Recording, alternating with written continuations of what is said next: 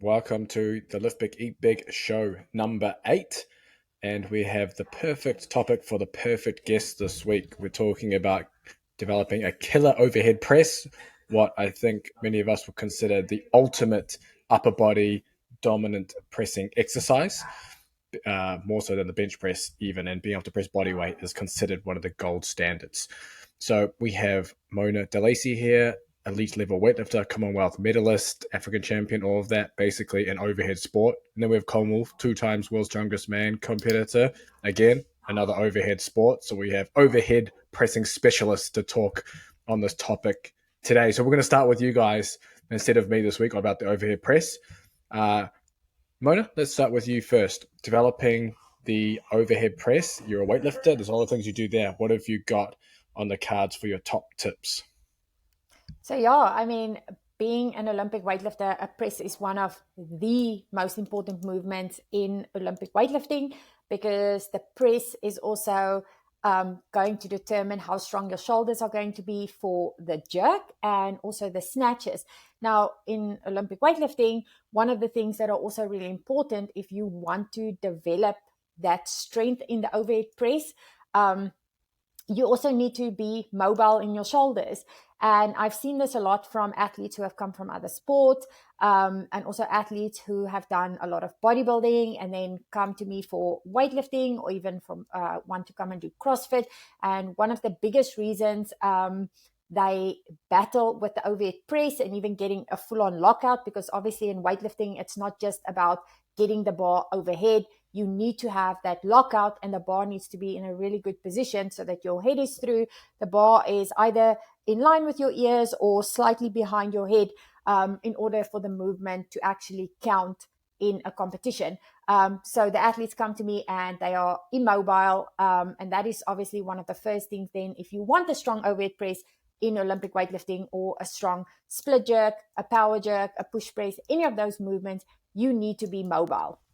And then once you are Yeah. nice and mobile and you can do the movements, it's just then really important to learn the mechanics of the movement, learn how to do it correctly. Because again, it's not just because weightlifting is very technical.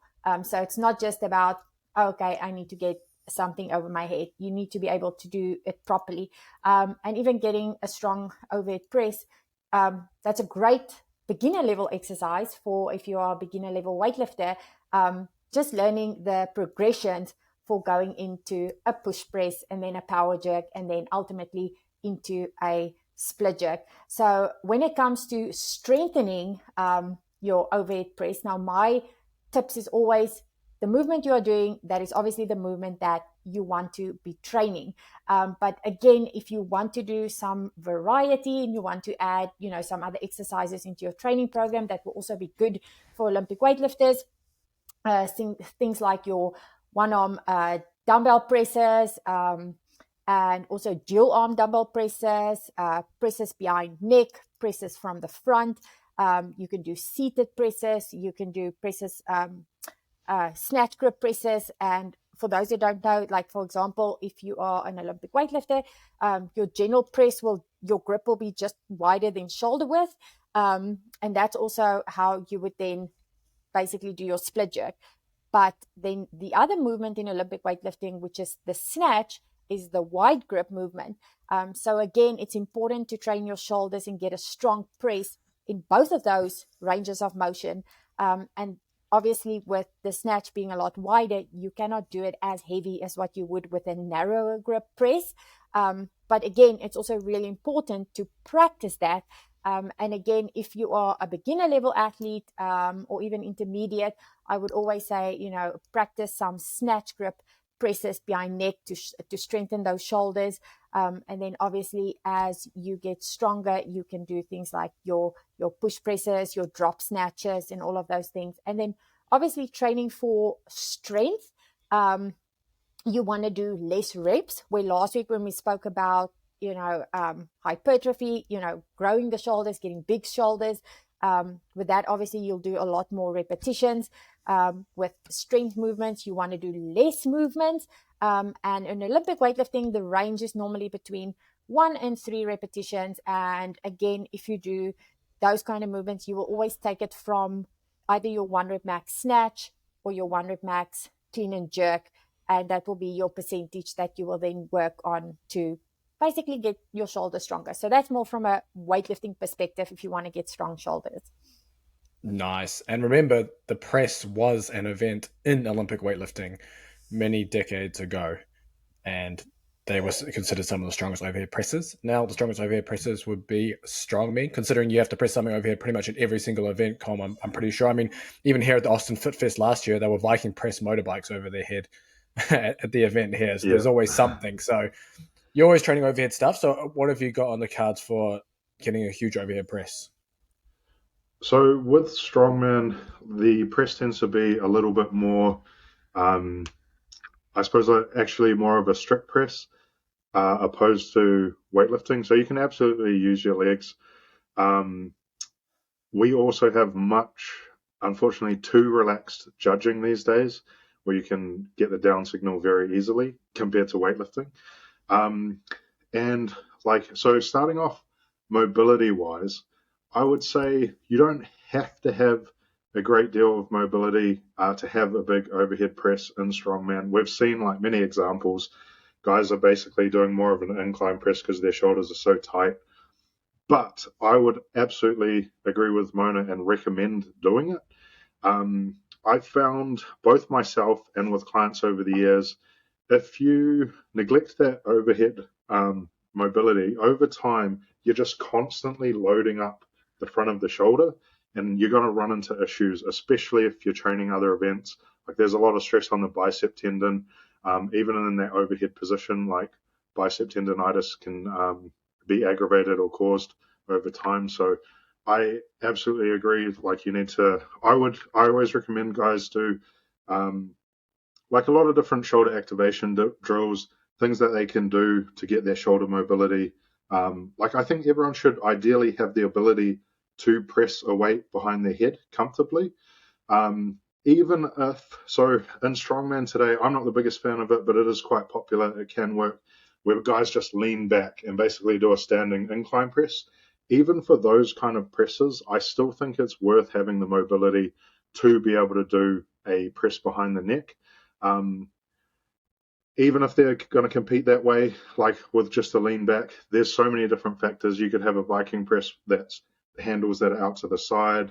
You could be pressing a keg where one hand needs to suddenly be a little bit more back behind the head, like in maybe like a snatch or something like that if it's a big giant keg. So you want to have that ability to hit these positions, even if that's not your primary pressing style. So that's what I wanted to say about mobility. But overall, just pressing wise, my main tips would be to, again, stay patient. I always say this, but it's one of the hardest lifts to improve, especially if we're talking strict press, so no Definitely. leg drive. Definitely. It's so hard to improve, and you kind of have to get used to, especially if you're a beginner, even if you're pressing like 40 kgs on it or something like that. It is what it is. Um, you just have to deal with it and understand it's going to take a long time. Again, you'll jump on Instagram, you'll see someone strip pressing 3 plates like nothing. They're probably the same age as you. Just disregard it. Focus on yourself. And my other rule, so be patient. I would also say if you want to get a big overhead press, you have to actually overhead press. So even though perhaps for like a real beginner who's not who hasn't done much lifting, I might make other press variations the primary move, but still do some form of overhead press standing up afterwards. It's very specific, like the strength required in it is very specific. If you always sit down and do your pressing, it's not necessarily going to carry over as well as you would like it to when you suddenly stand up. And when it comes to strict pressing, so the other thing I would say is basically learning to get tight in that standing position.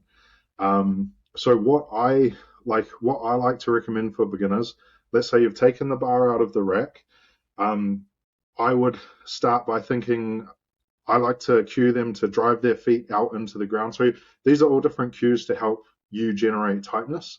But I like to get them thinking from the ground up. So a little bit of tension on those feet driving outwards. The real big one I find makes the biggest difference. Squeeze your glutes as hard as you possibly can. Up from there, slightly braced core. So if you do like a really hard brace and bring the rib cage down too much, it's going to affect your ability to get overhead. But you should still brace a little bit. And you do, that's kind of why I was talking about mobility before as well. If you've got the required shoulder mobility and thoracic extension like capability, you can brace that core and still move that shoulder overhead correctly. So I would say a little bit of tension driving out, really tight glutes, tight core. And then when you're in this position, I like to squeeze the lats a little bit and really, this is more so personally what I like to do, but I like to get people to try it. Not everyone likes it, but squeeze the bar as hard as you possibly can. And then you'll do the press. So once you're like, I like to get beginners to do this step by step. Once you're comfortable with it though, you kind of do all of those things simultaneously with taking a big breath in. So you go, everything's super tight, and then bang, explode up. But that ability to create tightness when you're just standing there is going to make a huge difference, both in terms of the loads that you're using and the ability to get tight if you are competing in strongman and needing to press different like odd objects. Whereas in that ability, you only get from actually training the overhead press and standing up and doing it. So I think that's a good base for the strict press. But otherwise, if we're talking about adding in leg drive, I think what strongmen really neglect is having a good short, sharp dip and drive. So obviously the weightlifters are the absolute masters at it, but you'll see strongmen tend to do quite a slow and sometimes long, too deep dip. Especially it compounds the fact that a lot of the implements we press are so big out in front. So the deeper you go, the more likely it is to pull yourself forward. If you can develop a nice, short, sharp, powerful dip and drive, you're not going to have that risk of the implement rolling forward as much, and then you can just transfer it all upwards. And things to work on this, I take directly from Olympic weightlifters. Jerk drives, I'm a big fan of, but starting out with a weight, because strongmen aren't they're not masters like weightlifters. I like to start with it light and actually get them doing it somewhat explosively before eventually loading it, where you can maybe load it heavier than your actual overhead press. Whereas I think weightlifters tend to just start pretty heavy with it, right? Because they're already pretty good in terms of dip and drive. But yeah, so those are the other things I like to do. And I'm also a big fan. So you can also do that with a log. I've got clients who absolutely hate doing it, but that's time. So with a log, right, it's a big diameter like this. It's constantly pulling you forward like that. If we're getting you in that rack position, using a heavy weight and working on that dip and drive, it's going to transfer when you're doing your actual event. So it's nice to have extra time like that, working on that dip and drive and also the clean. And then the other thing I do, if someone likes to do a jerk or gravitates more towards a jerk, straight from weightlifting as well, I'm also a fan of jerk recoveries if they can set it up. So I know it's kind of a pain, but so you'll set up a heavy weight in the rack and you're essentially just doing that jerk recovery. If you search, that's what it's called, right? You guys call it jerk recoveries? Yeah. I would just search it up on YouTube if you're unsure of it, but provided you have... I would recommend... Colm, I would just want to interrupt there. I would recommend that, if someone doesn't know how to do it and they have to search it up, I don't think they should do it just because. Yes, I'm honestly I've seen athletes attempt to do that, and I've actually seen it go wrong. Because first and foremost, obviously in a power rack, also it's a lot safer, and I've actually seen athletes attempt jerk recoveries in jerk blocks. And I've actually seen really bad, just bad things happen when athletes have no clue on how to do it. So I would recommend, if you have no clue to do it, don't follow a YouTube video to potentially do that exercise. Have a coach with you. just because you have to overload so much, unless you do it really light and you're just practicing the technique. But because that movement is one that you can really like overload with, I just think it can be very like an injury prone exercise, if that makes sense. But I don't know, like, would you, like in strongman, do you recommend people just doing it if they are just following, like, say, online programming? Because that's actually one of the things that I don't like putting in my online programming, just because of safety reasons. But again, that could be different for strongman coaching. Yeah, for strongman, I do have some clients who do a jerk recovery. They're definitely not beginners though, and I in terms of like jerk drives and jerk recoveries, I don't really have.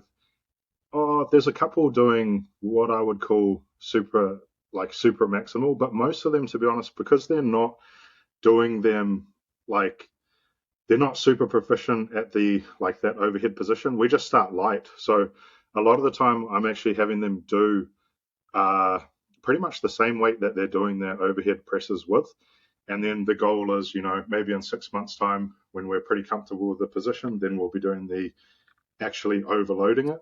But I'm just a fan of that movement in general, of getting basically more practice recovering. And what I was going to say as well, I wouldn't do it. So with strongman, if you don't have the mobility to hit that kind of almost behind your head position, I wouldn't do it either, because you're just going to be loading up the front of the shoulder. Um, like there are maybe a few people who could get away with doing it, where they do this kind of um, split jerk where they're actually catching it in front of the head with the log. But yeah, that would be a very like niche use. Um, but yeah, those would be my tips. The other thing I was going to mention was but yeah, I'm in agreement. That's a good point actually. If you've never done it before, especially if you've got examples of people like having hurt themselves with it, make sure you've got a coach to guide you through it if you're wanting to try it. And yeah, you would start light, right? Um, I imagine, like if you've got would you even use it for a new lifter, or do you tend to wait? No, I mean, my lifters who are more intermediate towards more like the advanced level weightlifters who's been weightlifting for like 3+ years, those are the ones that I would use it with. But they have good understanding of the movement. I can either guide them through it, and I know they've got the proper equipment for it.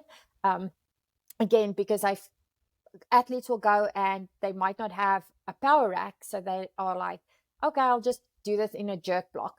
And again, it's not bad if you're an elite level athlete and you can handle that weight and you can control it. And maybe you've seen an athlete who is, Olympic level or world's level, and they've done it successfully, and then you try it. But because that weight is heavy, and if it pulls you either forwards and backwards, and also now you have to think, when I drop that barbell down, you have to concentrate on making sure it drops down correctly, because obviously if it doesn't, either you can get injured or you can actually end up damaging the bar. I actually saw back where I was working in Austin in 2017, I saw a girl's bar go through the back of the wall with jerk blocks. And then I also saw back when I was in South Africa, I saw a guy, he was prepping for nationals at that time. He was actually ended up going to Olympics. I actually saw him doing the exercise, and he ended up doing it in one of those thin squat racks. And because he was overloading it, he was doing over 200 kilos. The weight ended up hooking on the squat rack, and it ended up flipping over. It ended up hitting his legs out under him, and he Oh my basically almost gosh. landed like head straight down. So yeah, it's just due to those reasons. Again, you need to have the proper equipment for this exercise, in my opinion, like if I coach people. And that's more why I wouldn't recommend this for like beginner level athletes. And I also wouldn't put it in a program for a beginner level athlete and have them guess how to do it and then be like, oh, I don't have a power rack, but I've seen Olympic lifters do it in jerk blocks or in those thin squat racks. So again, I would make sure they have, the equipment and everything like that. And then I would be like, okay, if but again, I'll do all of the other movements first. I'll practice jerk drives, we can do, presses, the push presses, doing things like heavy drop snatches, all of those movements to strengthen the shoulders. And that will be kind of one of my last accessories that I will add to my athletes, in a strength building phase. Before getting back to the podcast, I want to let you know that down in the description is a link to the Lift Big, Eat Big Underground. And within that, you get access to all our training programs, online courses, and into our private Discord community, where all three of us are in there to help you with whatever it is with your training. Regarding the programs, we have Mona, who's done all of the weightlifting cycles. We have Colm, who's done the strongman off-season and strongman competition programs. Then we have all the hallmark Lift Big, Eat Big training programs, Pump Dragon, Flanks Method, and many more. And I've also added muscle building specialization programs within that and are continuing to update and add training programs into our app. You also get access to Mona's Weightlifting Mastery online course, and you get to join these calls live in the audience where you can ask members only question and answers at the end of each episode. So if that sounds like you, go down in the description. There's a link there to the Lift Big Eat Big Underground, and that'll give you access to everything I just mentioned. Yeah. Shout out to the gym in Auckland, SR1. That's where I've got my clients who do it. They set up a log, and they've got these power racks that they're kind of like those CrossFit ones. They go super high up, and then they've got like towing straps. So it's not even like a safety rack, but it's like you set it up, especially with the log. There's no, like, it can't fall forward, it can't fall back, and you can take it like straight up off of it. That's so good. But yeah, that's so awesome. I don't think I've seen. I don't think I've had it. I don't think I've seen that anywhere else in New Zealand other than SR1 anyway. But yeah, that's a fantastic setup. What do they tend to do it like? You know how you're saying they do it off jerk blocks? Do they just stack the blocks like super high? Yes. So they'll end up stacking the jerk blocks like really high. And then also some of them, what they will do is now you get the jerk pads or the drop pads. And because the drop pads are really solid and they're not flimsy, so they'll end up putting the drop pads also really high. And then, just end up. Yeah, I wouldn't risk any of that. Yeah, exactly. Just looking at it from like, a coach's perspective, stuff like that, just it makes my heart skip a beat when I see other athletes do those kind of things, just because I've seen what can happen.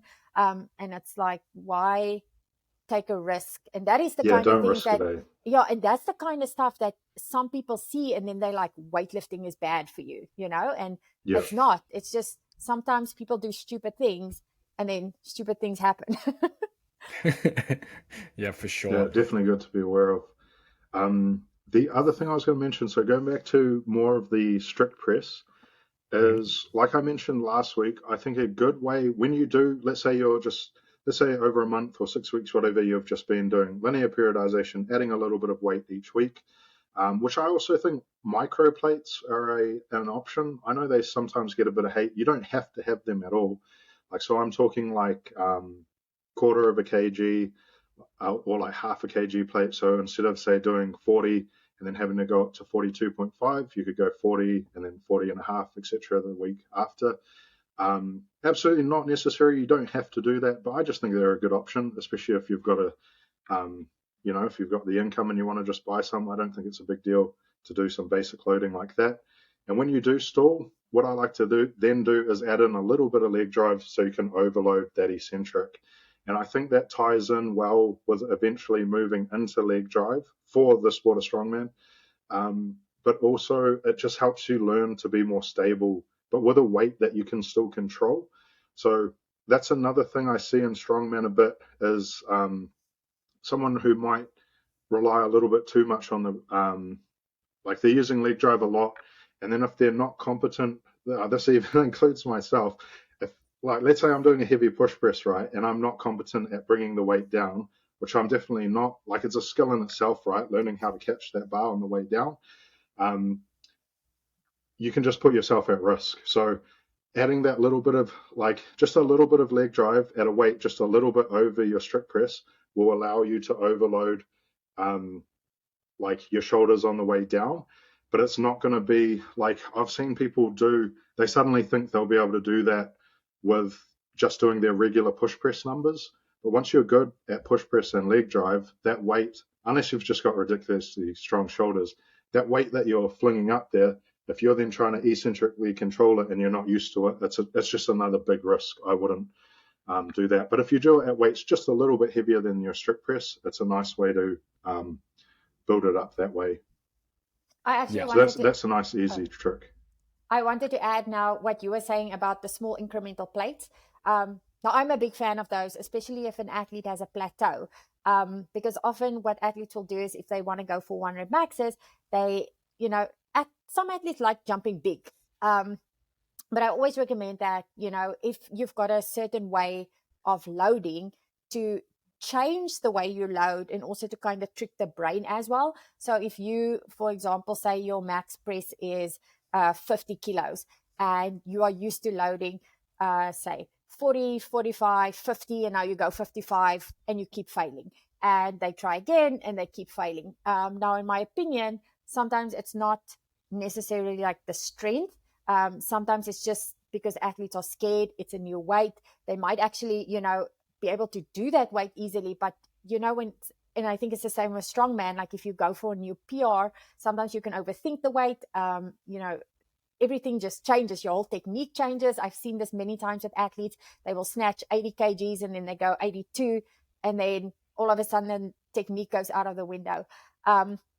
So what I do like doing is, say, for example, you do have a plateau and you are going for a new 100 max, is again changing with the loading. So instead of going 40, 45, 50, you could go like 40, maybe 43, 46, 49, 52, for example. And even though it's smaller jumps, but because of those smaller jumps, often you won't even notice that it's really a jump that you're taking above your PR. And at the end of the day, if you've been doing a sport for a long time, even a 1 kg PR is big, Yeah. because you will have years where you will plateau, you won't go up in weight, and then again you will have like an increase in your weights that you're doing, hit some PRs, and then again it will plateau. So yeah, this is more from like a mental point of view that I've seen with athletes, especially when it comes to strength movements. Just to kind of trick the brain, change it up a bit and then have them do the stuff. And sometimes it works, sometimes it doesn't, but it's a nice strategy that I like implementing. And if you No. think of like with those loads, right? Like let's say you're going from 45 to 50, that's a huge, if you put it in a percentage, that's a It is. huge percentage. So like I wouldn't sleep on this half a kg plate or 1 kg plate or whatever. It's like it is a big difference. It does. It's definitely important. Yeah. Yeah. No, for sure. And I'll echo a lot of the points you guys have mentioned here and add on a couple of things, but a lot of the cues that Colm gave as well is going to help you with your bar path. So a lot of the issues with the press, sometimes the fail is because the bar gets too far away from you. When you press like that, but as soon as it gets like just past your forehead, you should be pushing your head and your body through and under the bar, because as soon as you get past that head, you need to get under it. And if you don't, you're going to be severely limited in how much you press. So being able to get that bar to go up straight and then have your head and body go under will do big things for your numbers. And you'll be very limited if you don't get that technique down. And then Com also mentioned frequency as well. So the most I ended up pressing, I pressed 80 kilos at 84 kg body weight. So I was very close to that 1 times body weight overhead press. And the way I got there was, frequency. And I was overhead pressing 3 times a week. I think I was doing some other accessory stuff too, but overhead pressing 3 times a week with my favorite set rep scheme for the overhead press, which is 5, 4, 3, 2, 1. So I'll go 5, basically ascending sets. So it might be like 50 times 5, 55 times 4, 60 times 3, 65 times 2, 70 times 1. And if that last 70 times 1 felt really good and easy, then I might go up a little more and do another single. Some days I'll do some back off sets back down at my 4 or 5 rep weight and do some sets of 6 to 8 to add more volume. And then on days I didn't feel like doing that, I didn't do that. And that's what I did to get my press to go up. And that's the only thing that I've done that has made my press actually get to that point.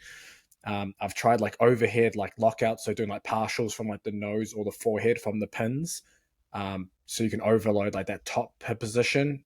I didn't find that transferred too well because I guess most of the sticking points pressing it from the shoulders versus overhead, even though you can feel heavier weight overhead with that. And then just generally developing tricep strength is also very good. That's helped me a lot. Just getting strong triceps, because the triceps play a huge role in that press as well. And as Cole mentioned, it's specific. Like you need to do the standing press if you want to get a better press. Seated and stuff is good for building the shoulders, but you gotta stand and press, and you gotta do it often. It's just one of those lifts you have to do all the time. It's not like a deadlift where you can deadlift once a week or once every 2 weeks, and that's what you do to make progress. The press, it's like one of those ones that you need to do it so often to get it to build it, and then if you don't do it so often, it just doesn't improve. It's such a weird lift to make progress on. And I know a lot of people are pushing for that 1 times body weight, but if you've ever read my favorite strength training book, Dinosaur Training by Brooks Kubik, I don't know if you've read that one, Colm, but it is the best strength training book in the whole world. And there's a really cool section in there on overhead press standards, and he takes the standards from an Olympic weightlifting legend, John Davies, from the 30s, 40s, and 50s. So 1930s, 1940s, and 1950s, before the steroid era. For anyone who takes these numbers and says steroids, no steroids here. He's one of the USAW weightlifting greats, and he takes the standard from his clean and press. He clean and pressed 1.55 times body weight. So he ended up doing 342 pounds or 221 pound body weight. So for anyone who's listening and wants to know how that translates or transfers, as a 160 pound lifter, it would be a 258 pound overhead press would be the standard to try it. So for 180 pound lifter, 290 pounds, 200 pound lifter, 322 pounds. So that's like 145 kilos weighing 95 kilos, which would be like an unreal strict press. And obviously it keeps going up. 220 pound lifter, 354 pounds press. So I mean, if you want some very lofty goals, 1.5 times bodyweight overhead press is nothing to scoff at. And unfortunately, you can do all the bench press you want. It doesn't transfer. You can bench press these numbers if you wanted, 1.5, 2 times bodyweight, but your overhead press will probably still suck. And that's just the way it is, unfortunately. Outside of that set rep scheme, I typically don't like doing a lot of reps with the barbell overhead press. I'd rather do that with, say, dumbbells, and typically stick to heavier, I guess, less reps with the barbell overhead press. And Com also has a 9-week overhead press program that's free on Lift Big Eat Big. If you haven't caught that, you should. It's liftbigeatbig.com/strongman, and you'll find that program. You can sign up and get that, and we'll have that in the description too, so you can develop a huge strict press. But I don't know, have you read this book, Com, at all? Dinosaur Training? I know we've spoken about it, but I can't actually remember if I read it back in the day. But I'll have to have a read. Yeah, it's like James's Bible. Yeah, it'll be right up your alley, man. This thing is like, every time if I read like a couple of pages of this, I want to get in the gym and start like lifting barrels and sandbags and stuff and carry it up there. Yeah. And the worst is he reads it at night before bed.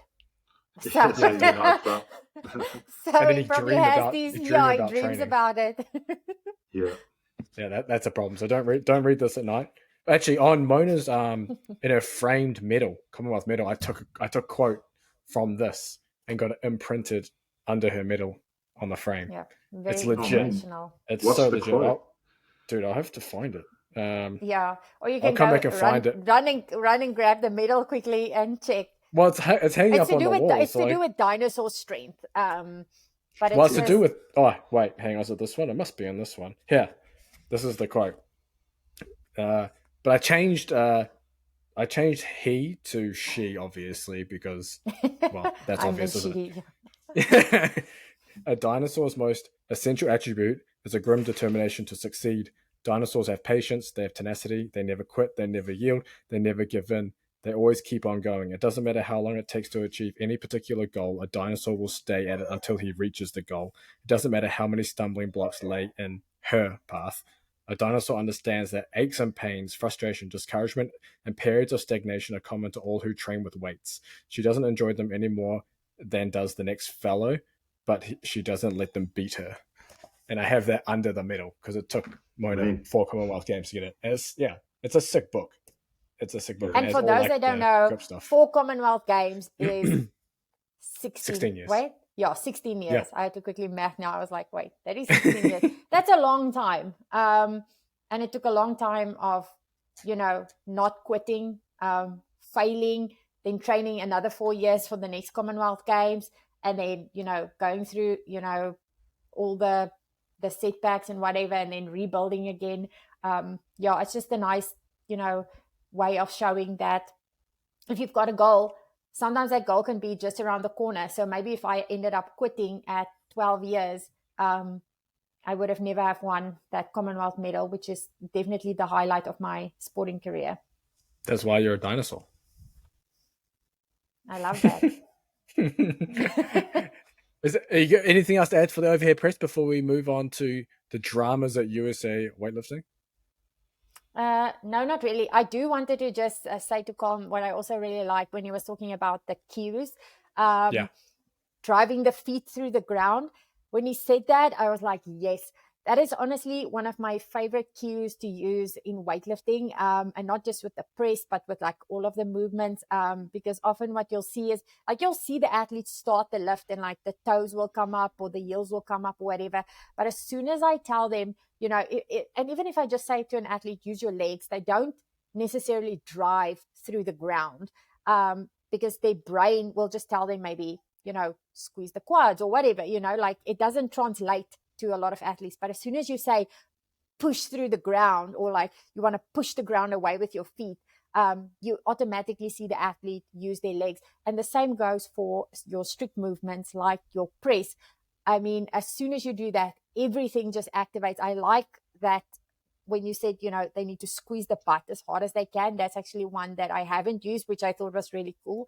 But yeah, I just wanted to say that is something that, I see a lot of athletes do, and I've made some Instagram videos on it and stuff like that, because I believe in the foot pressure. I believe in, if they do that correctly, everything gets activated. It makes a huge difference. Athletes end up using their legs, what would then help their overhead press at the end of the day, because they are just, they tight. You did a video on that. That glute cue. Yeah. The glute cue is definitely good for strict press. When I've tried it on push press, not so much, but still a bit of tightness. Yeah. I wanted to ask you guys as well. So I'm not so in strongman, like you see a lot of, they call it Z press. It's basically a seated press with no back support. I am a fan of this. Like I've got a lot of clients to do it as basically as assistance. So I quite like that. But because of the nature of it, you've got no back support, so it means you're going to use less load overall. I do like it as an assistance move, provided you're doing the other heavier stuff. But the other one that strongmen or Instagram strongmen seem to do a lot is like the presses with weights hanging off of it. Have you guys seen this? Like yes. With the bands? Yeah, so they'll hang like weights off of it. I just wanted to ask you guys if you had, like, I'm not the biggest fan of it personally. I could see it being used, again, provided you're doing all that other heavier stuff. I've had clients whose physios have given it to them. I'm fine with that, doing it a bit or whatnot. But I personally, so I've seen people, let's say you're doing 2 pressing days. I've seen people replace one of their pressing days with that as their primary exercise. What do you guys reckon? Personally, I'm not a fan. I think there's 2. But do you, like, I was curious if you, because I see this, people do this in strongman all the time. Do you ever see people in weightlifting do that one? Yes, I do.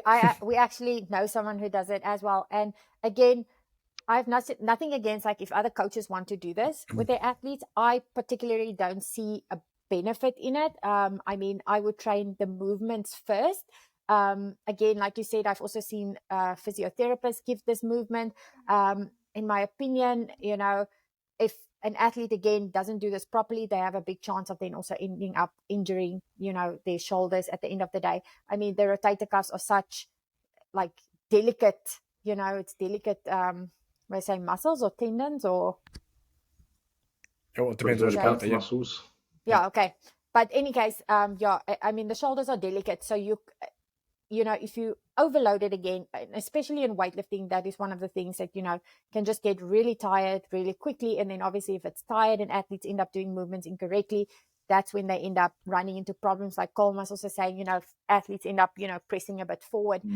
Yes, they'll do that. And yes, they can load heavy in it, but later on, if you want longevity in the sport, that's when you will start to run into problems. I mean, I personally have not seen any like real differences in athletes who started doing that, and then after like X amount of time they've now improved their lifting X amount. I haven't seen any improvements.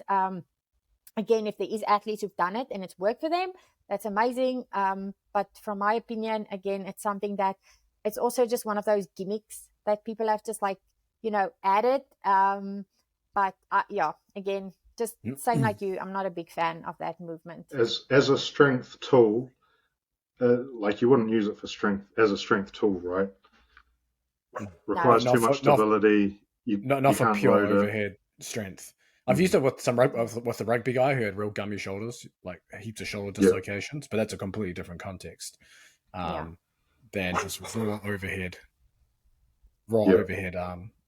power there. And it's interesting you mentioned obviously with the with the behind the neck press. We have obviously a mutual friend, Ed Cosner. He talks about his. Oh my gosh, this dog is crazy.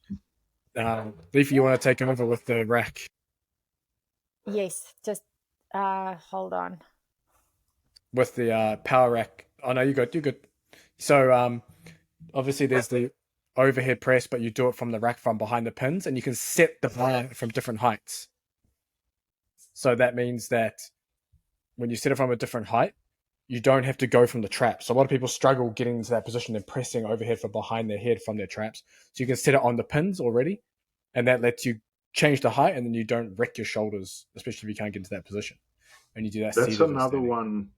That's another one that I'm going to start implementing more as people's like mobility gets a bit better. But those old school dudes had like, so one of the guys who originally, like, I got into strongman through him, and we used to go around to his house and he used to teach us. Like the behind the neck press was one of the staples for those dudes, like those old Yeah. school dudes, and they had ridiculously strong shoulders. Yeah. But like you said, they like Matt Rossiter. He would not have us do it like all the way down to Yeah. here. Would come down to about there and then back up. And Yeah.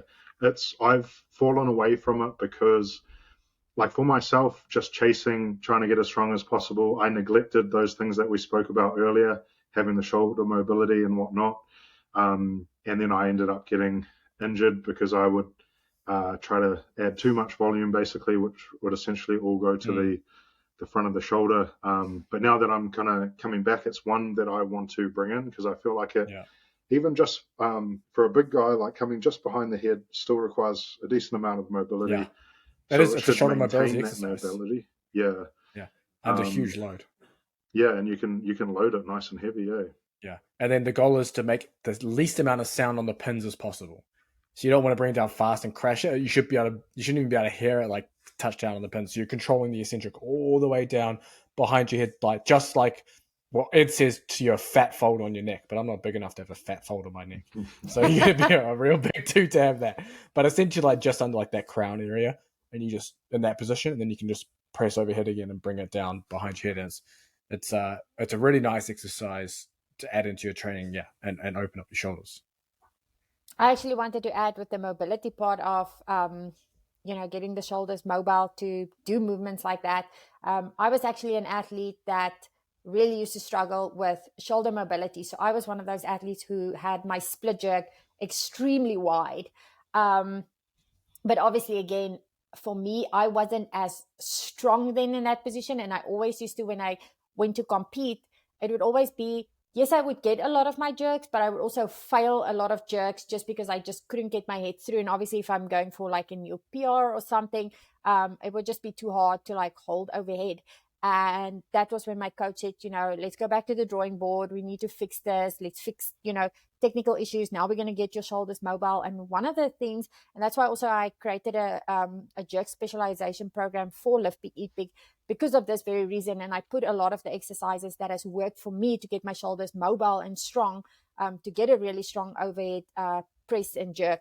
Was I used to do a lot of like narrow grip overhead squats. And that was the thing that, again, really seemed to have helped me. And that was kind of like what you were mentioning earlier with like the bands and stuff like that. I know some people would do those kind of movements for that reason. But what I would do is for, even things for mobility. Yes, I would do my mobility exercises, and I 100% believe in them, but I also believe in doing mobility with a bar. So if you are a weightlifter, you can start to do these movements and never push yourself to extreme pain, or even to something that feels uncomfortable, because that's obviously your body telling you, listen, if you push further, you can injure yourself. And again, like I said earlier, the shoulders are very fragile. It's not something that they're strong, but if you do a silly movement and you end up injuring them, it's going to obviously take a long time to recover. So I would rather recommend, progressively overloading your mobility with those kind of movements. And I'm speaking now more to weightlifters. And that, again, is also the thing that got my shoulders really strong and my jerk really strong, was things like doing tempo overhead squats, narrow grip overhead squats. And if you're not mobile enough, you will start off with your snatch grip and you will just, in time, go narrower, narrower, narrower. And yeah, being more mobile helped my press overhead, and then and then it helped my push press and my split jerk. And I ended up, before I won't say I fully, maybe I can say I semi-retired, but before, with my best split jerk was actually 121 kilograms at 63 body weight, which I'm very proud of, It's because huge. it took it took a lot of training. It took a lot of effort. Again, it's something that I had to continuously work on. And if you're an athlete that do struggle with those things, it's not something that's going to be fixed overnight. And as soon as you start to get mobile, if you are an athlete that's not mobile to begin with, you'll find as soon as you start to neglect those exercises, then you will start to feel stiff again. And, you just kind of need to stay on top of those things. And I always say, like, that's the non-sexy work. And you have to do it, but it's going to make the biggest difference at the end of the day. Yeah, no, for sure, for sure. And then that rounds out our overhead press topic there. It was good 45 minutes there of just all overhead press content. So hopefully the listeners got something out of that. But We would have we also thought. have dramas. Yeah, we have dramas at USAW going on. Obviously, Mona's been heavily invested reading everything going on there. Tell us what's happening with the old Masters lifters and USA weightlifting. Yes, and I mean, why this interested me especially is because now, with us living in USA and being a part of actually USAW, and with me being now a masters athlete, I'm still lifting as a senior, but now going into the 35 age group. Those kind of things do interest me. And I will also say my point of view at the end of the day. But firstly, I just wanted to also read a statement that USA Weightlifting released, so that I make sure, I say these things correctly. Because basically what happened is USA Weightlifting released a statement saying, we acknowledge that members of the Masters Council decided as individuals to form a new corporation separated from USA Weightlifting and the USAW Masters community. No matter what path they choose for themselves, we remain steadfast in our commitment to being tireless advocates for all our members, from youth to masters. So basically they were saying that, USA, obviously, or USA Masters was a part of USAW, which is basically the big federation of USA weightlifting. That, if you're a youth, a junior, a senior athlete, or a masters athlete, you were part of the umbrella of USA weightlifting. But it seemed to have been that there has been some sneaky stuff going on. USAW say they didn't know about it. Then the masters athletes ended up pulling away from USAW and started their own entity, basically for them to be able to compete internationally. And what they are saying, and what I've been reading from the comments, is a lot of the masters athletes say they have not been getting the support they needed from USA weightlifting. And what it also says and then USA weightlifting released another statement saying that we acknowledge that members of the Masters Council decided as individuals to form an wait, am I reading the same one now? Yeah, sorry, I'm reading the same one. Apologies. The second one says, like many of you, we are disturbed by the recent actions of certain members of USAW Masters Council. These actions include establishing a separate corporation on April 24, 9 days prior to CEO Matt Sicio's open letter to all of you, and starting or staging a vote on May 19th to try to commandeer authority from USA Masters athletes and transfer it to the new entity.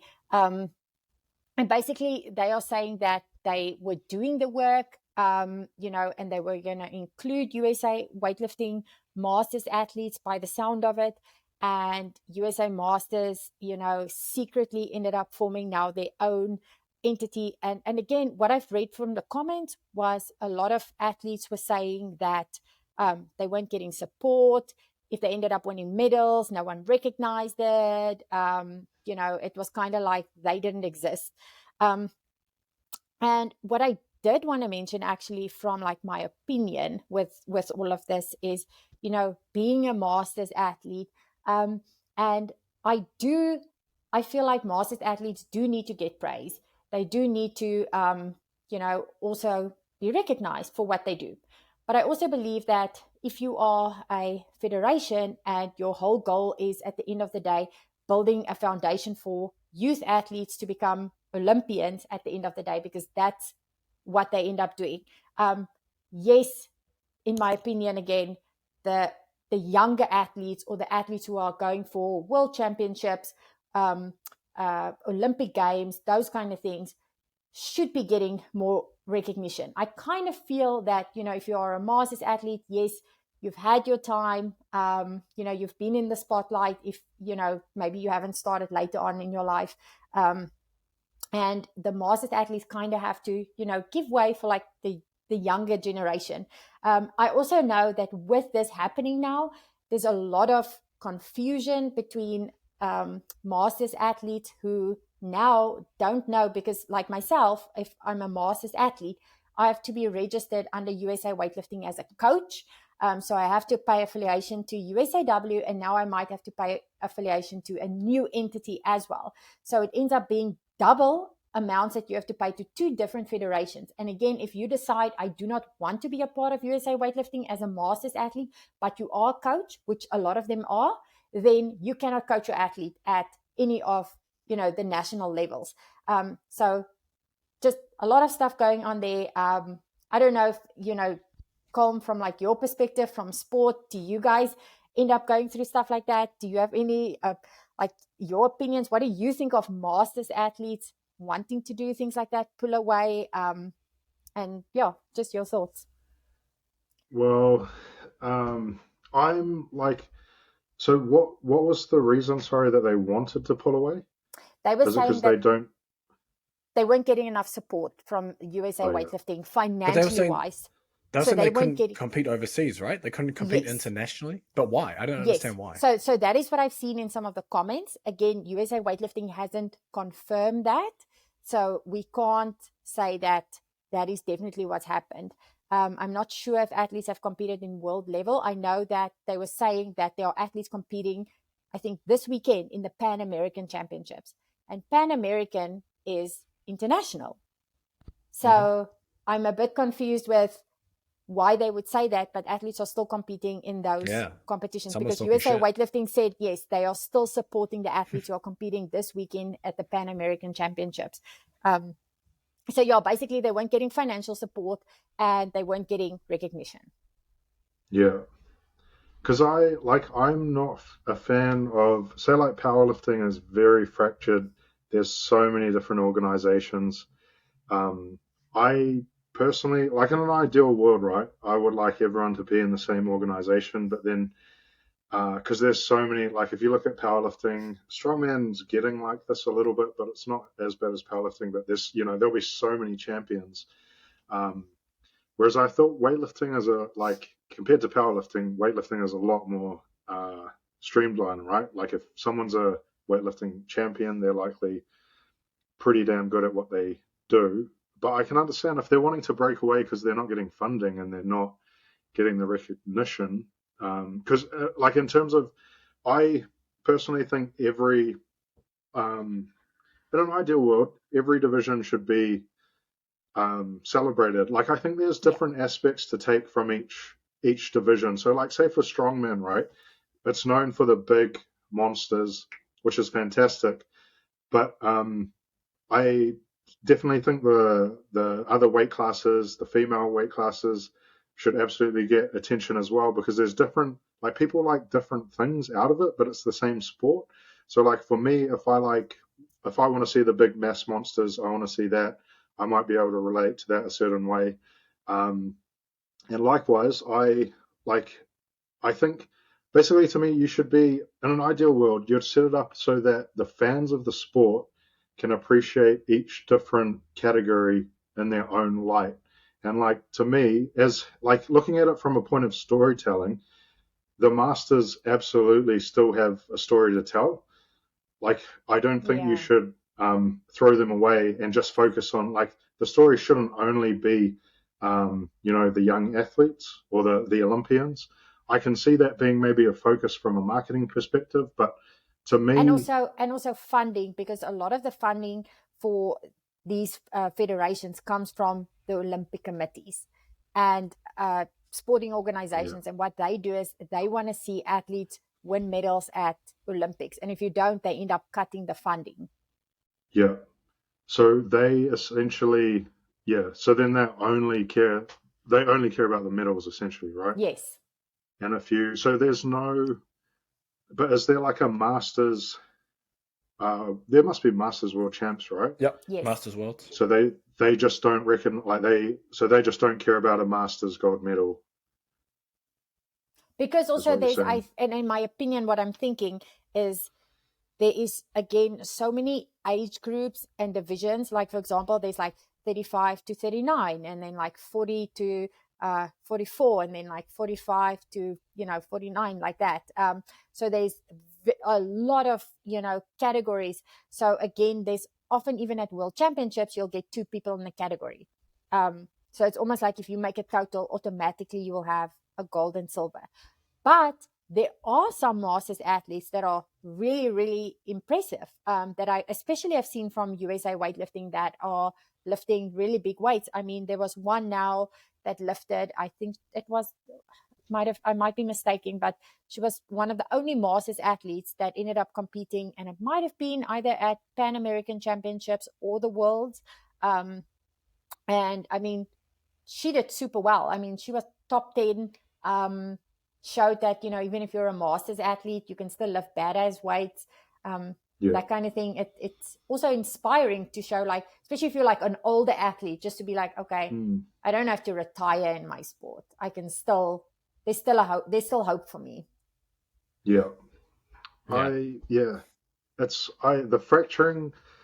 I can understand, I suppose, if they're not getting the recognition, but it sounds, I don't know, to me, it sounds like a mess in terms of organization. But like I've mentioned before, as a fan, if I'm into something, I'm really into it and I want to see everything.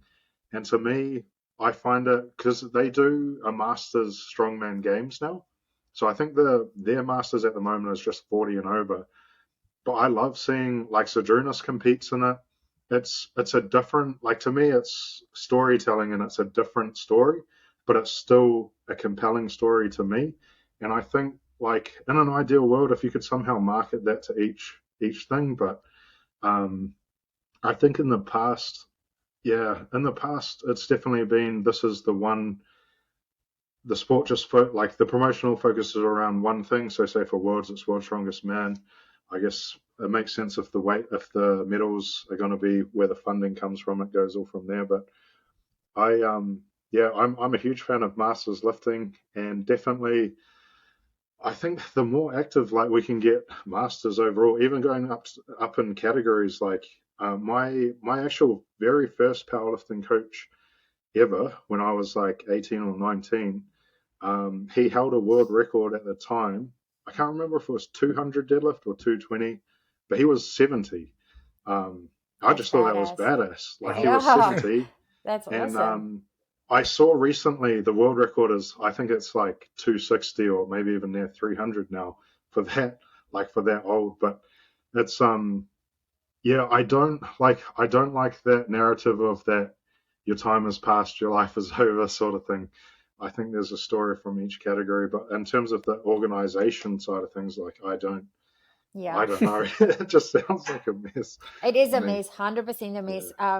And obviously, like a lot of masters athletes are like, no one knows kind of what's going on. And again, this is just normal federation drama.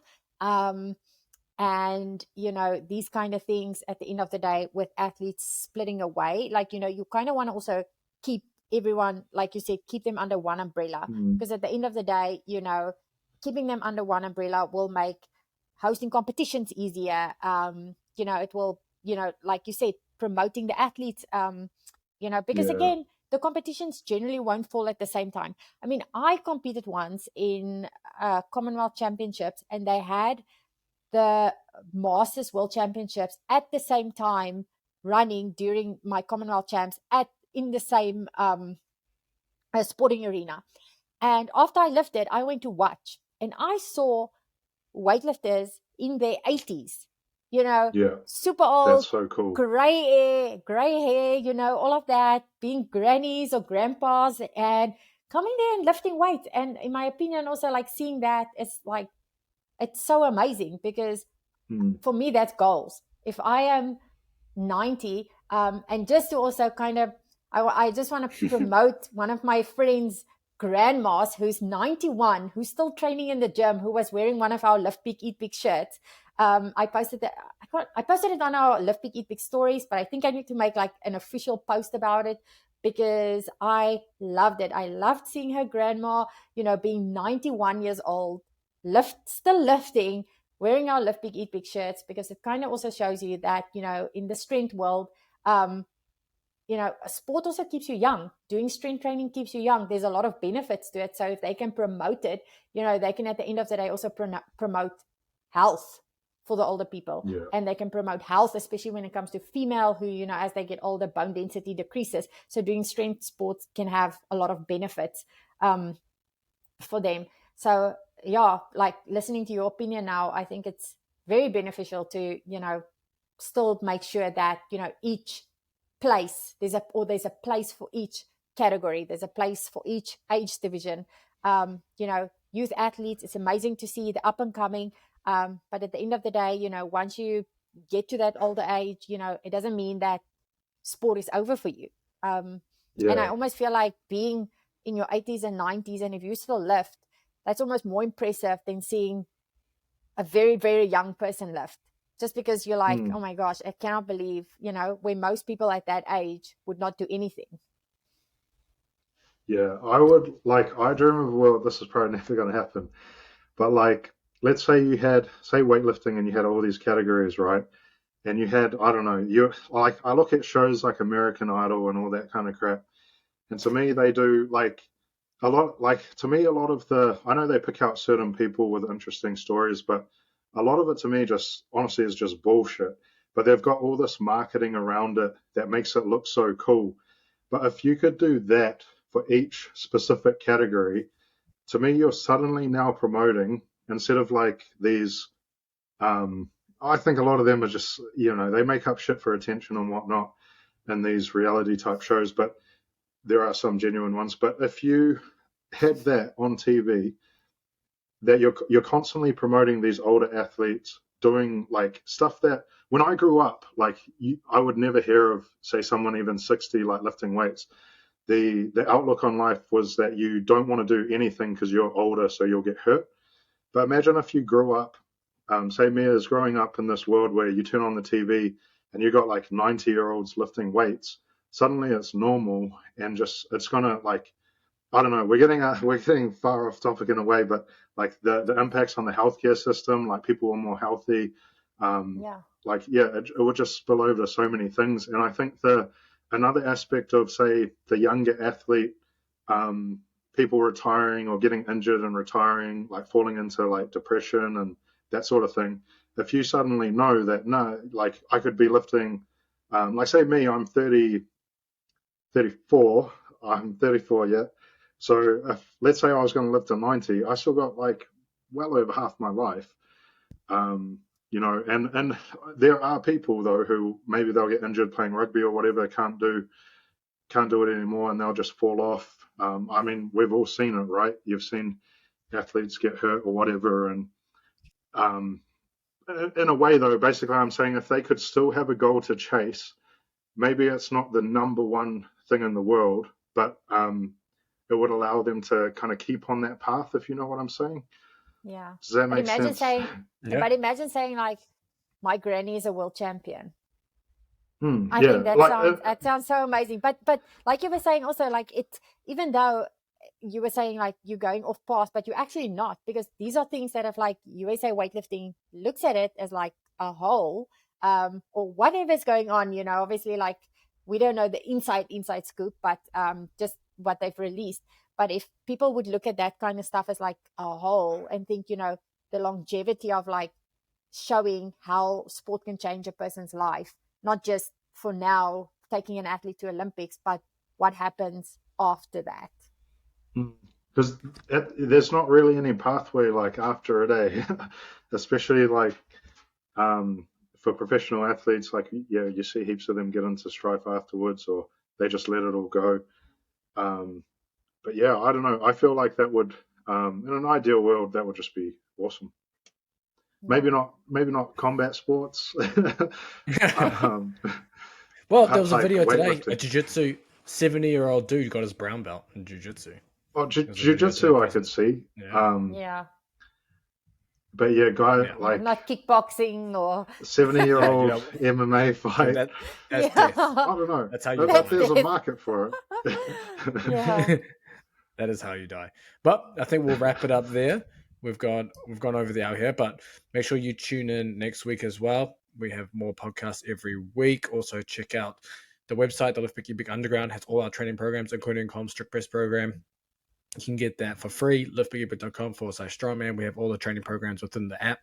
Private Discord community. You can ask us any questions. We just published Com's new program, his Conjugate 4-week strongman base cycle was basically repeatable and customizable. So you can do 4 weeks cycles with that over and over and over again and get strong as you need to for strongman. But we will catch you next week and we'll be covering more topics just like this.